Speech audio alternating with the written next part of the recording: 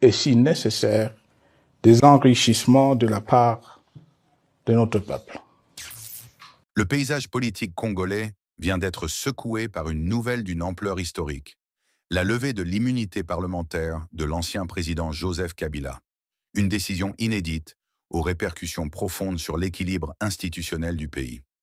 À peine 24 heures après ce vote décisif du Sénat, Kabila est sorti de son long silence à travers une allocution d'environ 45 minutes, diffusée sur Internet le 23 mai 2025. Une intervention scrutée de près par les Congolais et la communauté internationale, tant elle marque un tournant dans l'histoire récente de la RDC. L'ancien président de la RDC, Joseph Kabila depuis Namibie, s'est exprimé dans une allocution diffusée sur Internet au lendemain de la levée de son immunité parlementaire. 24 heures après cet acte institutionnel fort, il a pris la parole, rompant un silence de 6 ans, durant lesquels ses interventions n'étaient que sporadiques. Interviews rares, propos rapportés par ses proches ou quelques apparitions protocolaires. Dans un ton grave et mesuré, il affirme vouloir briser ce long silence parce que l'enjeu est de taille, non pas pour ma famille, moins encore pour ma modeste personne, mais plutôt pour la nation congolaise. Une phrase lourde de sens qui place d'emblée sa prise de parole dans une dimension patriotique et historique. Se présentant presque en sauveur, il ajoute « Continuer à me taire m'aurait rendu poursuivable devant le tribunal de l'histoire pour non-assistance à plus de 100 millions de compatriotes en danger. » Ce positionnement vise clairement à se dédouaner de toute forme de passivité face aux dérives actuelles qu'il impute au pouvoir en place. Dans ce discours, Joseph Kabila annonce également son intention de se rendre à Goma, chef-lieu du Nord Kivu, dans les prochains jours. Une annonce symbolique au moment où l'Est du pays est de nouveau embrasé par les violences liées aux groupes armés, notamment le M23. Sans entrer dans les détails des accusations judiciaires portées contre lui, à savoir des charges de trahison, crimes de guerre et soutien à des mouvements insurrectionnels, il choisit de dénoncer une série de décisions arbitraires et accuse ouvertement le régime de Kinshasa de se défausser sur les autres pour justifier ses contre-performances. Dans un passage au ton de plus en plus virulent, il lance « La dictature doit prendre fin et la démocratie, tout comme la bonne gouvernance économique et sociale, doivent être restaurées. » Sans nommer son successeur, Félix Tshisekedi, il s'adonne à une critique frontale du pouvoir actuel, qu'il qualifie de « régime personnel », dénonçant un État failli, divisé, désintégré, au bord de l'implosion. Pour Kabila, la République démocratique du Congo est devenue un espace de non-droit dans lequel la volonté du chef de l'État tient désormais lieu de loi suprême. Il évoque de nombreuses remises en cause, reniements et violations intentionnelles de la Constitution, qualifiant au passage les institutions actuelles d'illégitimes. Un discours qui s'inscrit dans une volonté manifeste de reconstituer son image d'homme d'État, garant des équilibres institutionnels, face à un pouvoir qu'il juge dérivant dangereusement.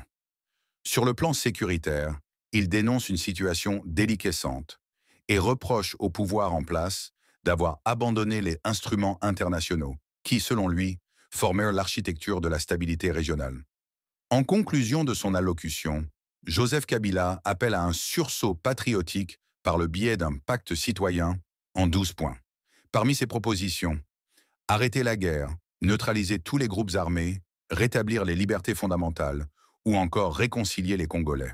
Ce plan, s'il peut apparaître comme une plateforme de réengagement politique, est aussi une manière de poser les bases d'une éventuelle reconquête du terrain médiatique, voire institutionnel. Il affirme « Chacun doit jouer sa partition.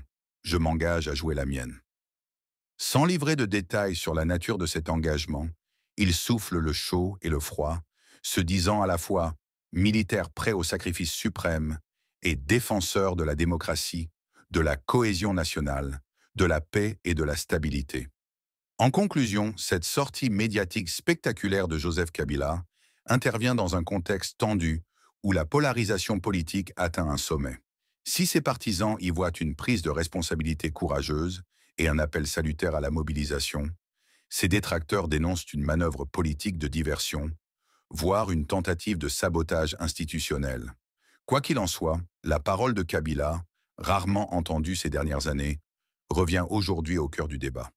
L'avenir nous dira si cette intervention marque le début d'un retour stratégique ou simplement un dernier acte de défense d'un ancien président désormais face à la justice. Et si nécessaire, des enrichissements de la part de notre peuple.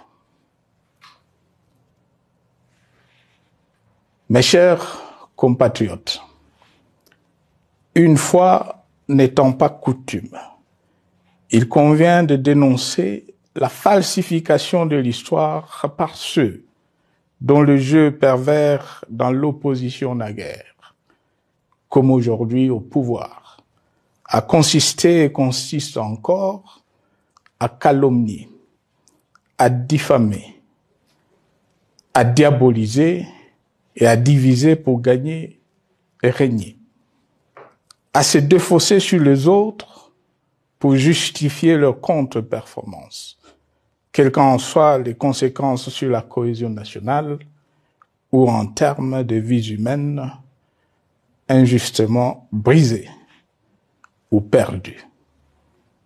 Une preuve, s'il en fallait encore, vient de nous en être donnée une fois de plus. Il y a quelques jours, en effet, suite à une simple rumeur de la rue ou des réseaux sociaux sur ma prétendue présence à Goma, où je veux me rendre dans le prochain jour, comme annoncé par ailleurs, le régime en place à Kinshasa a pris des décisions arbitraires, avec une légèreté déconcertante qui témoigne du recul spectaculaire de la démocratie.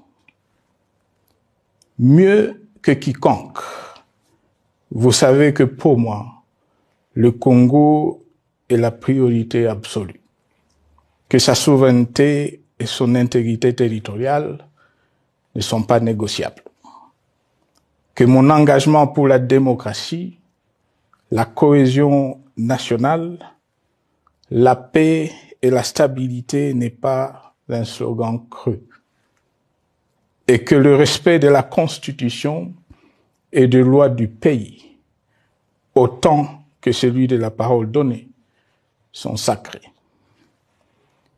Militaire, j'ai juré de défendre la patrie jusqu'au sacrifice suprême. Hier au pouvoir, aujourd'hui en dehors du pouvoir, je demeure plus que jamais fidèle à ce serment. En ce moment où le pays est de nouveau divisé, appelé par le destin, j'ai le devoir d'œuvrer à la recherche de la paix et de contribuer à la reconstruction de notre pays qui se meurt.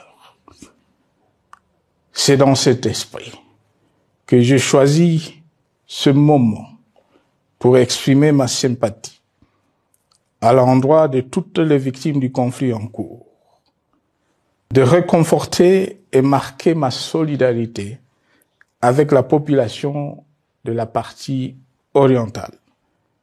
Vous, qui êtes abandonnés par le pouvoir central, qui semble avoir pris le parti de vous punir, entre autres, en déconnectant les institutions financières du réseau bancaire national et en restreignant le mouvement de personnes et de biens. Ces décisions et bien d'autres